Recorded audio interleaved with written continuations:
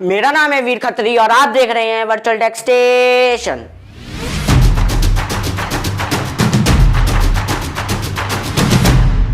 तो दोस्तों, इस वीडियो का टॉपिक बहुत ही इंपॉर्टेंट टॉपिक है, क्योंकि जैसे ही लोगों की रुचि टेक और प्रोग्रामिंग में बढ़ती जा रही है, वैसे ही आप लोग की चाहत भी बढ़ती जा रही है कि मैं भी प्रोग्रामिंग सीखूं और मैं भी टेक के बारे में और जानूं कि कंप्यूटर कैसे काम करता है, HTML क्या होती है, CSS क्या होती है, जावास्क्रिप्ट क्या होती है, जावा क्या होती है और भी बहुत सारी लैंग्वेजेस, सी है, C++ है, ये सब क्या होती हैं।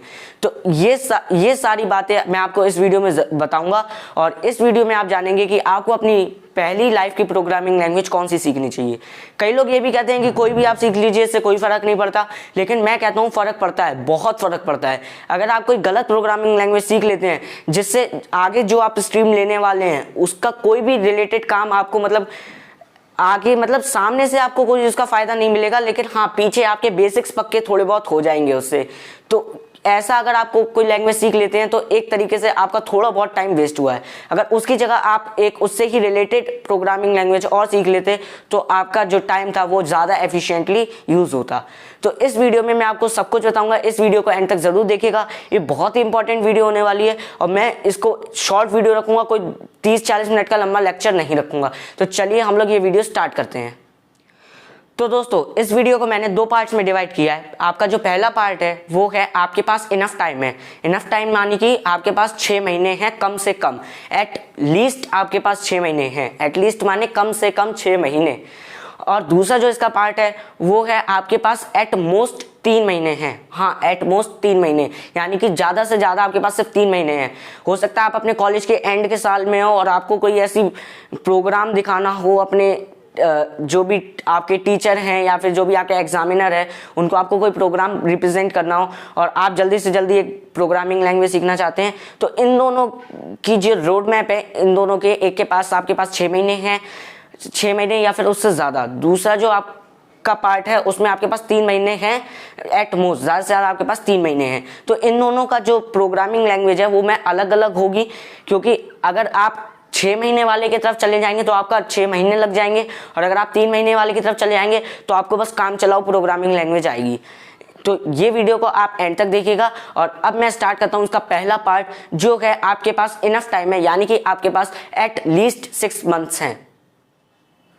तो दोस्तों, अगर आप सोचते हैं कि आपके पास कम से कम 6 महीने हैं प्रोग्रामिंग लैंग्वेज सीखने के लिए, अब 6 महीने से आपके साथ कितना भी टाइम हो सकता है आगे, अगर आपके पास कम से कम 6 महीने हैं तो आप इस रोड मैप की तरफ जा सकते हैं जो मैं इस पार्ट में बता रहा हूँ।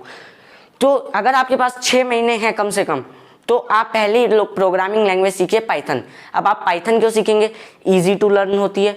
दूसरी चीज़, आपको प्रोग्रामिंग का टेस्ट मिल जाएगा। प्रोग्रामिंग का टेस्ट माने कि प्रोग्रामिंग का टेस्ट मतलब आप समझ पाएंगे कि प्रोग्रामिंग होती क्या है, प्रोग्रामिंग वर्क कैसे करती है। अब प्रोग्रामिंग वर्क कैसे करती है यानी कि उसमें फंक्शंस क्या होते हैं, डेटा टाइप्स क्या होते हैं, उसमें इंट कितनी आपकी रैम खाता है, यानी कि मेमोरी कितनी एक इंट यूज़ करता है, फ्लोट यूज़ करता है, बूलियन यूज़ करता है। तो ये सारी चीज़ें आप देख पाएंगे और पाइथन में आसानी से समझ पाएंगे, क्योंकि पाइथन एक बहुत ही इजी टू लर्न लैंग्वेज है। और अगर आपके पास 6 महीने हैं तो अगर आप इसको थोड़ा सा टूटा फूटा भी सीखते हैं, टूटा फूटा यानी कि आप इसको ऐसे ही सीख लेते हैं कि हाँ, मुझे पाइथन आती है थोड़ी बहुत, मैं छोटे मोटे प्रोग्राम बना सकता हूँ। आपको मास्टर नहीं करनी है पाइथन, आपको बस इतना सीख लेना है कि आप काम चलाओ प्रोग्राम बना ले, जैसे कि आप फैक्टर निकालने का प्रोग्राम बना ले, आप फैक्टोरियल टेबल बना लें, और आप एक स्टार पैटर्न बनता है वो बना लें। तो इतने काम चलाओ अगर आप अपने पाइथन में प्रोग्राम बना लेते हैं तो सफिशिएंट आपके लिए पहली प्रोग्रामिंग लैंग्वेज के लिए। अब हम चलते हैं अपनी दूसरी प्रोग्रामिंग लैंग्वेज, जो होगी हमारी सी। तो दोस्तों, अब आप मुझसे पूछेंगे कि मैं सी ही क्यों सीखूं? सी एक प्रोग्रामिंग लैंग्वेज होती है, पहले तो आप ये समझ लीजिए, सी फॉर कैट होता है, वही सी एक प्रोग्रामिंग लैंग्वेज होती है जो एक लोअर लेवल प्रोग्रामिंग लैंग्वेज है। लोअर लेवल प्रोग्रामिंग लैंग्वेज माने आपके वो जो हार्डवेयर है, यानी कि रैम, SSD, आपका CPU, GPU और आपका मदरबोर्ड, ये जो आपका सारे कंपोनेंट्स है, लोअर लेवल प्रोग्रामिंग लैंग्वेज इससे सबसे ज़्यादा पास होती है। पास यानी कि आप लोअर लेवल प्रोग्रामिंग लैंग्वेज में आप मेमोरी मैनेजमेंट कर सकते हैं। मेमोरी मैनेजमेंट माने कि आप बता सकते हैं अपने प्रोग्राम को कि हमें कितनी मेमोरी यूज़ करनी है, उसको आप मेमोरी एफिशिएंट बना सकते हैं। अब आपने कुछ गेम्स ऐसे देखे होंगे जो बहुत ज़्यादा मेमोरी खाते हैं और कुछ देखे होंगे बहुत कम खाते हैं, तो यही होता है मेमोरी मैनेजमेंट। अगर मैं आपको बताऊं कि आपको सी सीखनी है तो आप पूछेंगे क्यों? सी आपको इसलिए सीखनी है क्योंकि उससे आपके बेसिक्स बहुत ही पावरफुल हो जाएंगे। अब आप कहेंगे अगर मुझे बेसिक्स ही बाद में सीखने हैं तो मैं पहली ही लैंग्वेज सी क्यों ना सीखूं? सी एक ऐसी लैंग्वेज है जो एक बिगिनर के लिए कठिन हो सकती है, एक इंटरमीडिएट या फिर एडवांस के लिए बिल्कुल भी कठिन नहीं होगी और बिगिनर के लिए भी थोड़ी कठिन होगी। अगर आप प्रोग्रामिंग में डायरेक्ट सी सीखने जाते हैं तो आपका जो टाइम है वो ज़्यादा लगेगा सी सीखने में, बशर्ते अगर आप पाइथन पीछे से सीख के आ रहे हैं पहले से और फिर आप सी सीखते हैं तो आपको समझ आ जाएगा कि क्या इंट होता है, क्या बुलियन होता है, आपको सारे फंक्शंस पता चल जाएंगे, आपको स्ट्रिंग को इंट और इंट को स्ट्रिंग में चेंज करना आ जाएगा, इंट माने इंटीजर, इन सबको चेंज करना आ जाएगा। तो आप ये जान लेंगे कि कैसे आप अपने यूज़र से इनपुट ले सकते हैं और क्या उसको आउटपुट टर्मिनल पे शो करना है या फिर जो भी आपका जहाँ पे भी आप शो करते हैं वो कैसे शो करना है। तो अब बात आती है मेन कि मैं सी को सीख तो लूंगा, लेकिन इससे मेरा फ़ायदा क्या होगा? सी को जब आप सीखेंगे तो पहला आपका बेसिक्स बहुत पक्के हो जाएंगे जो मैं आपको समझा चुका हूँ। दूसरा आपको ये पता चल जाएगा कि हर चीज़ काम कैसे करती है हार्डवेयर में, कि हार्डवेयर में मेमोरी कैसे काम करती है, हार्डवेयर में स्टोरेज कैसे काम करती है, सीपीयू कैसे हमारा काम करता है, ये सब आपको सी सीख के आ जाएगा। अब पीछे पाइथन सीखने का आपका क्या फ़ायदा हुआ? वो आपके लिए एक बेस बन गया। बेस कैसे बन गया? अगर आपका पाइथन एक बेस बन जाएगा तो आपको जो आगे की आपकी प्रोग्रामिंग लैंग्वेज होगी वो सीखने में आसानी होगी, क्योंकि आपने जब आसान से स्टार्ट किया तब आप मुश्किल पे जाएंगे। आपने कभी ऐसा तो नहीं किया कि आप केजी में थे, जब फर्स्ट या केजी में थे आप, तब आपने 10th की पढ़ाई पढ़ी हो या फिर आपने सीधा कॉलेज की पढ़ाई पढ़ी हो, ऐसा तो नहीं होगा ना। आप जब केजी में थे तब आपने ABCD ही सीखी थी पूरी। तो यही बात आ जाती है कि हमें पाइथन से क्यों स्टार्ट करना चाहिए। पाइथन आपका एक बेस बन जाता है। अब यहाँ पे बात आ जाती है कि आपके मन की कि अब आप कौन सी स्ट्रीम में जाना चाहते हैं। अब यहाँ पे बहुत सारी स्ट्रीम्स खुल जाती हैं। अब यहाँ से आप वेब डेवलपमेंट भी सीख सकते हैं, यहाँ से आप एंड्रॉयड डेवलपमेंट भी सीख सकते हैं। एंड्रॉयड डेवलपमेंट माने कि आप एंड्रॉयड में ऐप्स बना सकते हैं और वेब डेवलपमेंट माने कि आप वेबसाइट्स बना सकते हैं।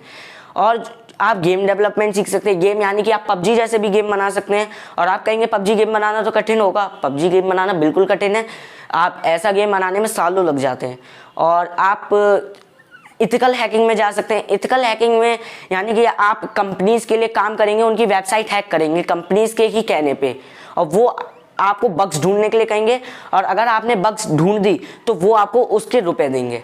ये होती है इथिकल हैकिंग। और आप OS डेवलपमेंट में जा सकते हैं। जैसे अभी Windows 11 आई है, नहीं तो ये सारे जो अपडेट्स किए हैं Windows 10 से Windows 11 में, ये किसने की है? ये एक OS डेवलपर ने ही किए हैं।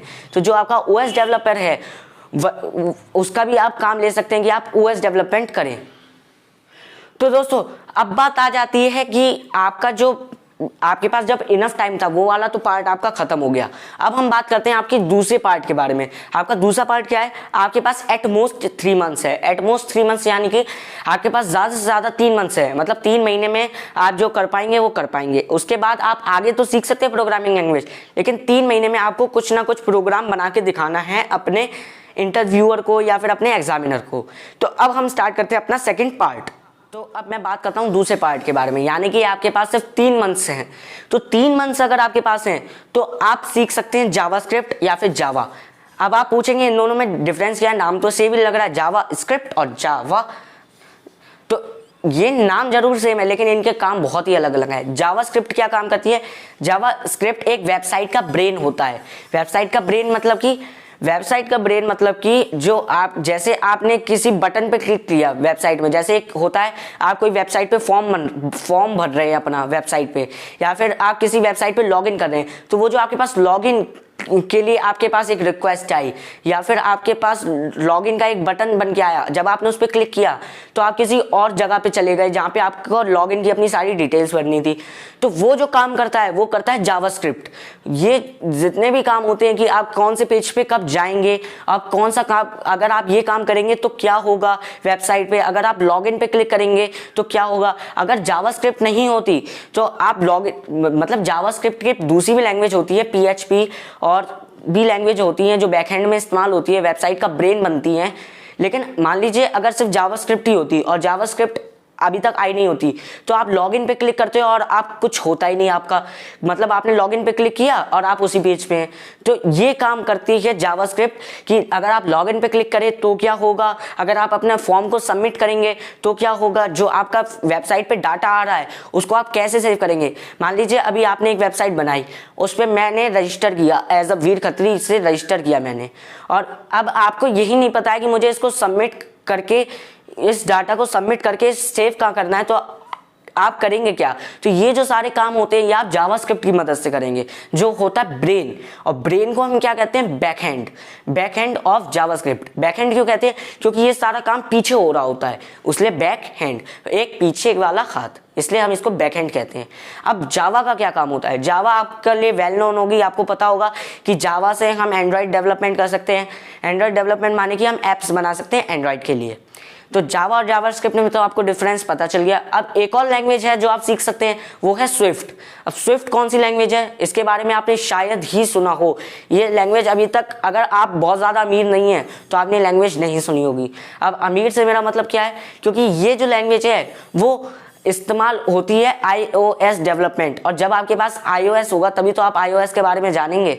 मान लीजिए आपके पास एप्पल की कोई प्रोडक्ट ही नहीं है और आप iOS के बारे में जान के करेंगे क्या फिर। हाँ, आप जा सकते हैं बिल्कुल iOS डेवलपमेंट में, जितना आपके लिए एंड्रॉयड डेवलपमेंट में रास्ते खुले हैं उतने ही आपके लिए iOS डेवलपमेंट में खुले हैं। यानी कि आप एप्पल के लिए ऐप्स बनाएंगे, जैसे कि अब कुछ ऐप होते हैं जो सिर्फ एंड्रॉयड में मिलते हैं और एप्पल में नहीं होते हैं वो ऐप। आपने कई ऐप ऐसे देखे होंगे, कई स्टडीज़ के ऐप होते हैं, कई गेम्स होते हैं। अभी जब अपना पबजी आया था, इंडियन पबजी जिसका BGMI नाम है, वो पहले एंड्रॉयड के लिए आया, फिर iOS के लिए आया। बाद में iOS के लिए क्यों आया, क्योंकि जो एंड्रॉयड डेवलपमेंट कर रहे थे उन्होंने एंड्रॉयड के लिए पहले इसलिए निकाला क्योंकि एंड्रॉयड यूजर्स ज़्यादा हैं iOS यूजर्स से।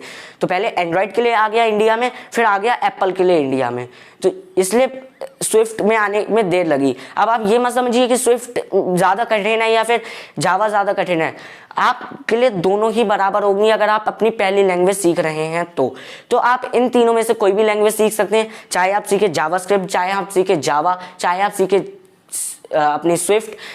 अगर ये तीनों लैंग्वेज में से आप कुछ भी सीख लेते हैं और अगर आपके एग्जामिनर या फिर आपका जो टीचर हैं उन्होंने आपसे कहा कि एक मुझे ऐसा प्रोग्राम बना के दिखाओ, या फिर जिस भी प्रोग्रामिंग लैंग्वेज में तुम प्रोग्राम करते हो वो बना के दिखाओ, तो इसमें आपके लिए प्रोग्राम बनाना थोड़ा सा ईजी हो जाएगा, क्योंकि इन सारी लैंग्वेजेस में फंक्शन, प्री बिल्ट फंक्शंस होते हैं। मतलब कि अगर आपको किसी स्ट्रिंग में, यानी कि आपको किसी सेंटेंस में कुछ ऐड करना है तो वो कैसे करेंगे आप। अगर वो आपको C में करना है तो आपको बहुत बड़ा फंक्शन लिखना पड़ेगा, अगर वो आप जावा में करते हैं तो बस उसमें पहले से ही वो सारे फंक्शंस आते हैं, बस आपको वो फंक्शन का नाम लिखना और उसके अंदर लिख देना कि हमें क्या ऐड करना है। तो जावा और स्विफ्ट ये सब हाई लेवल प्रोग्रामिंग लैंग्वेज है, इनमें बहुत सारे फंक्शंस आते हैं, तो ये आपके लिए एक हेल्पफुल रहेंगी अगर आप पहली प्रोग्रामिंग लैंग्वेज सीखते हैं। अब आप कहेंगे कि मैं पाइथन भी तो सीख सकता हूँ। अब कुछ कंपनी कहती हैं कि मेरे को जो पाइथन में प्रोग्रामिंग करता है वो बंदा नहीं चाहिए। अब ऐसा क्यों कहती हैं कंपनीज, पहली बात पाइथन स्लो होती है। हाँ, पाइथन बहुत इजी टू लर्न है, लेकिन पाइथन होती है स्लो। अब स्लो माने कि ये नहीं कि आपने अगर आज ओके पे आपने आज अपना फॉर्म सबमिट किया, सबमिट पे दबा के तो वो कल सबमिट होगा, नहीं। वो कुछ मान लीजिए अगर आपका जो जावा 1 सेकंड में काम कर रहा है तो पाइथन उसको 1.5 या 2 सेकंड में काम कर देगा, वो भी पाइथन 1.5 सेकंड भी नहीं लगेगा आपको, वो कुछ माइक्रो सेकंड्स का फर्क होता है। लेकिन पाइथन में इसलिए नहीं कहते हैं क्योंकि फिर अगर पॉइंट माइक्रो सेकंड्स का भी फर्क अगर बहुत लंबी चीज में आ जाए तो धीरे धीरे करके वो सेकंड्स और फिर मिनट्स में चला जाता है, जो आपका लेटेंसी होती है वो। तो इसलिए कंपनीज मना करती है कि आप पाइथन ना सीखें, और पाइथन में प्रोग्रामिंग करने वालों को वो पहले ही थोड़ा सा दूर रखती हैं। हाँ, अगर आप पाइथन में कुछ ऐसा प्रोग्राम करके दिखा देते हैं जो आज तक किसी ने भी नहीं किया हो, तो आप तो फिर आपको पता ही है, आप तो फिर कहीं तक भी जा सकते हैं, स्काई लिमिट तक है आपकी। और अगर इस वीडियो को मैं और नहीं खींचूंगा, बस यही मुझे आपको बताना था कि आपको पाइथन नहीं सीखनी है और जावास्क्रिप्ट, जावा और स्विफ्ट सीखनी है। इन तीनों में से आप कोई भी सीख सकते हैं, एक उठा लीजिए, 3 महीने में आपका चैप्टर जितने भी आपके कोर्स होगा वो खत्म हो जाएगा। और मैं मिलता हूं आपसे अगली वीडियो में, तब तक के लिए बाय।